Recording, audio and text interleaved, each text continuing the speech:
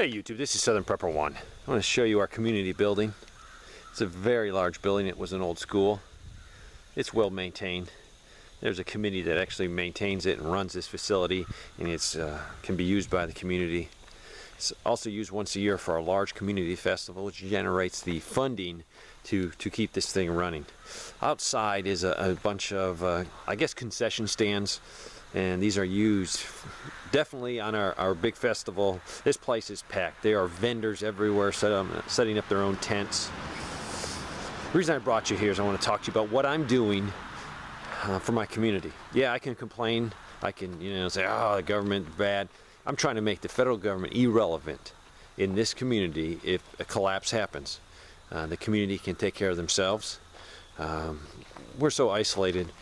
We're not a high population center. We would probably not even get any assistance. It would be just neighbors helping neighbors. Even the county doesn't have the resources to help everybody. So this is it.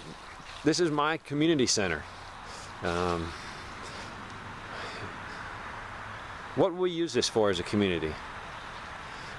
Well, worst case, a very bad disaster. Definitely could use this as a refugee center for our local people.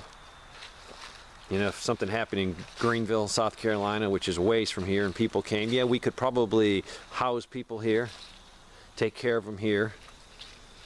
But then you say, who's going to do that? The locals would be, most of them would have a hard enough time just taking care of their families and their neighbors.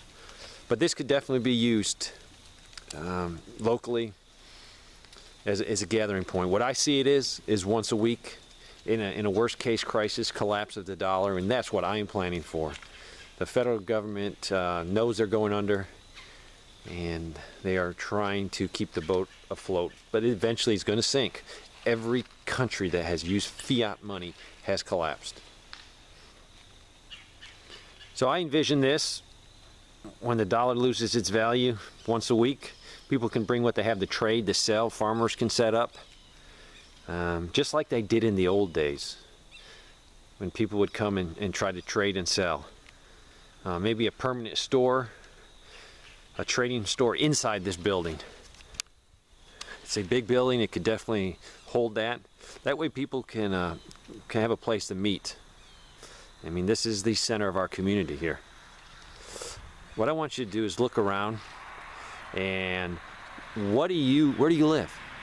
Do you have anything like this? Do you have a community center? You might have a neighborhood center in your HOA, and that could work. But if you don't have a feeling of community, if you don't even know your neighbors, I urge you, either solve that by getting to know them, or think about moving. I talk to a lot of diehard preppers, and they're doing all kinds of things. Then you look at where they live, and it's like, man, are you going to be able to survive a worst case? Yeah, some of us can't move. I know you can't. But there's people that can move. I know it is because we've had five or six families move into our community from out of state. A few of them are going to close very soon on property. So you can do it. It's just, what type of sacrifices do you want to make?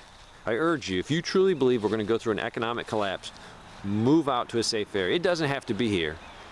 Find a place in the country. Find a place where local folks are already somewhat self-sufficient. What you need to do is drive up and down, especially in the spring and summer. Drive around. See how many wood stoves or pipes are sticking out of people's houses. See how many people have gardens. Look for the beehives. Look for chicken coops. Look for rabbit hutches.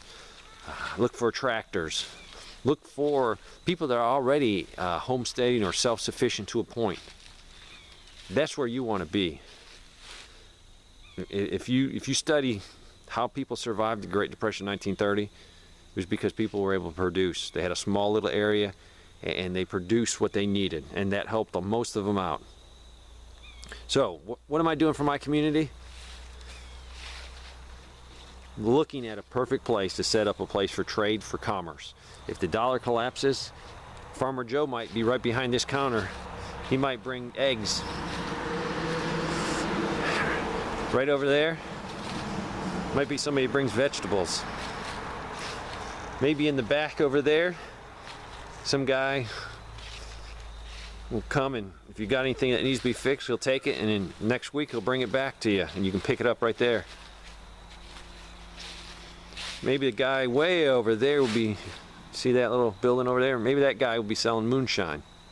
Yeah, we have a lot of moonshiners in our area.